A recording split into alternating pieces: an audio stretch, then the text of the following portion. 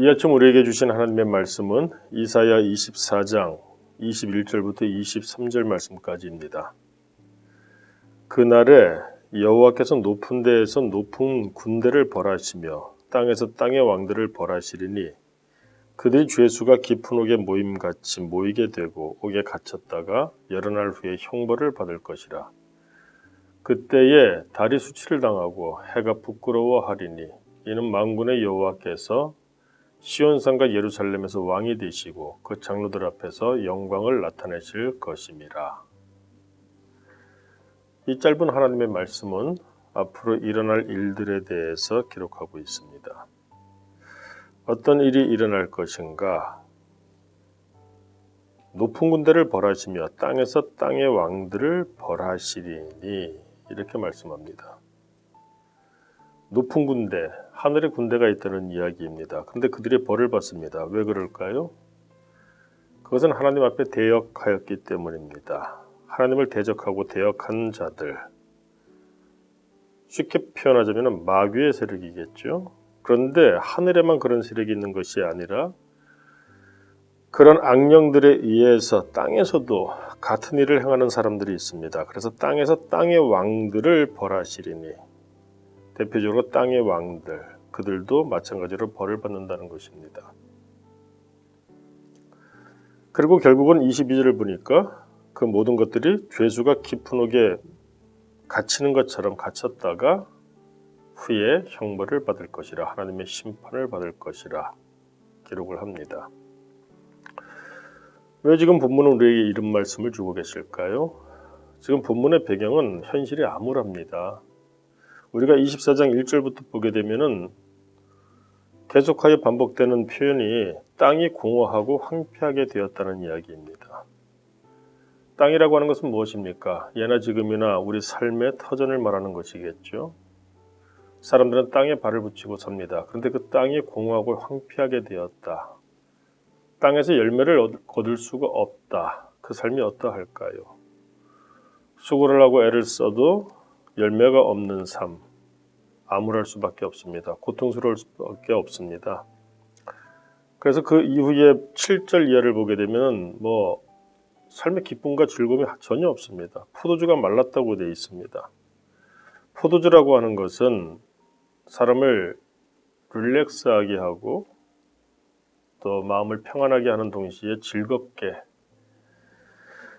우리가 예를 들어서 혼인잔치의 포도주 비유를 생각해 볼 수가 있습니다. 그 삶을 기쁘게 하는 것이죠. 그런데 보니까 땅이 황폐하고 공허하게 되어서 열매가 없으니까 포도주가 말랐고, 포도주가 마르니까 어떻습니까? 기쁠 일이 없습니다. 그래서 기쁨과 즐거움이 그쳤고, 그리고 악기 소리, 노래 소리 다 끊어졌다. 삶이 고통스러우면은 이런 노랫가락 나올 수가 없죠. 기쁨의 소리, 웃음의 소리가 나올 수가 없습니다. 그런데 이 모든 것들의 이유가 무엇일까요? 오늘 우리가 받은 하나님의 말씀, 하나님께 심판받는 높은 데서 하나님을 대적하는 높은 군대들, 그리고 그 영향을 받아서 땅에서도 똑같이 행하는 땅의 왕들. 우리가 살아가면서 그런 이야기를 합니다. 이 왕이라고 하는 것이 꼭 높은 자리에 있는 위정자들만을 의미하는 것은 아니겠죠. 우리의 삶을 고통스럽게 하는 것들, 악인들. 살아가면서 많은 사람들이 이런 얘기를 합니다. 귀신은 뭐하나 저런 인간들 좀 안 잡아가고, 바로 우리 삶에서 그렇게 토로할 수밖에 없는 그 삶의 근원들, 아픔들을 이야기하는 것입니다. 그런데 이 말씀을 주시는 이유가 무엇인가? 그럼에도 불구하고 믿는 자들에게는 좋은 날이 온다는 겁니다. 그날이 언제 오느냐?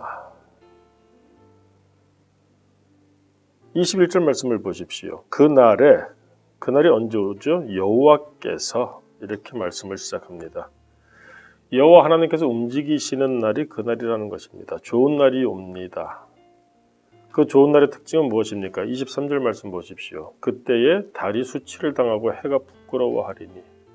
달이 수치를 당한다고 합니다. 달빛이 비춰서 밤길을 밝히죠. 근데 그 달이 수치를 당한다. 그 정도 가지고서 빛이라고 할 수 있겠어? 수치를 당한다는 이야기입니다. 더 나아가서 해가 부끄러워하리니 이 세상에 해보다 더 밝은 것이 없습니다. 그런데 해도 부끄러워한다는 겁니다. 온 천지를 환하게 비추고 있음에도 불구하고 그 빛의 크기 정도가 부끄러워할 만하다. 무엇과 비교해서 그렇죠? 이는 만군의 여호와께서 여호와 하나님께서 시작하시면은 해조차도 부끄러워할 만한 분명하고 확실한 문제 해결이 시작함을 오늘 성경은 노래하고 있는 것입니다. 바로 그날이죠. 주의 날입니다. 하나님이 움직이시는 날입니다. 그러므로 하나님의 사람들은 삶이 힘들고 고통스럽더라도 믿음 가운데 그날을 고대할 수 있어야 합니다. 23절 말씀 다시 한번 보시겠습니까? 그때 달이 수치를 당하고 해가 부끄러워하리니 이는 만군의 여호와께서 시온산과 예루살렘에서 왕이 되시고 그 장로들 앞에서 영광을 나타내실 것임이라. 이 말씀을 통해서 우리가 깨달을 수 있는 것은 그러므로 이와 같은 여호와 하나님이 나를 위하여 움직이시는 그날을 소망하는 사람이라면 반드시 시온산과 예루살렘에서 거주하고 있어야 합니다. 시온산이 의미하는 것은 무엇입니까? 구약에서 시온산은 하나님이 거하시는 성산입니다. 예루살렘은 무엇입니까? 하나님의 도성이죠. 즉 하나님이 함께 하시는 사람으로서의 삶, 하나님을 모시고 경유하는 사람으로서의 삶을 살아갈 때 그날이 그 사람들에게는 약속되어져 있고 그래서 오늘이 아무리 힘들고 어렵다고 할지라도 하나님께서는 해가 부끄러워할 만큼 환히 빛나는 새로운 날 우리에게 떠오르게 하신다고 약속하시는 것입니다. 요즘 삶이 많이 힘들고 어려우실 것입니다. 코로나19가 우리의 삶을 피폐하게 만들어 놓았습니다. 그런데 사실 생각해보면 그것뿐일까요? 특별히 오늘 성경 말씀을 통하여 볼 때 우리 삶의 문제가 단지 코로나19와 같은 그런 피상적인 그런 부분에 한정된 것은 아니라고 생각을 합니다. 가장 중요한 것은 나와 하나님과의 관계이고 특별히 어려울 때, 이와 같을 때 더더욱 하나님과의 관계입니다. 우리가 시온산과 예루살렘에서 거한다면 이럼에도 불구하고 하나님과 함께 거하는 믿음의 삶을 살아간다면 하나님께서는 그날을 허락하시는데 우리의 원수 마귀 대적하는 자들, 우리를 고통스럽게 하는 모든 형편들을 하나님께서는 다 멸하시고 해결하시고 어느 정도로 달이 수치를 당하고 해가 부끄러워할 만큼 환한 빛으로 하나님이 해결하시고 우리에게 영광을 나타내실 것이다. 오늘 하루도 우리가 이와 같은 소망 가운데 믿음으로 이겨낼 수 있기를 주님 이름으로 축원합니다. 기도하겠습니다. 우리를 기억하시고 우리에게 늘 소망, 희망을 주시기를 원하시는 아버지 하나님, 노래가 끊겼고 즐거운 기쁨의 웃음소리가 그쳤습니다.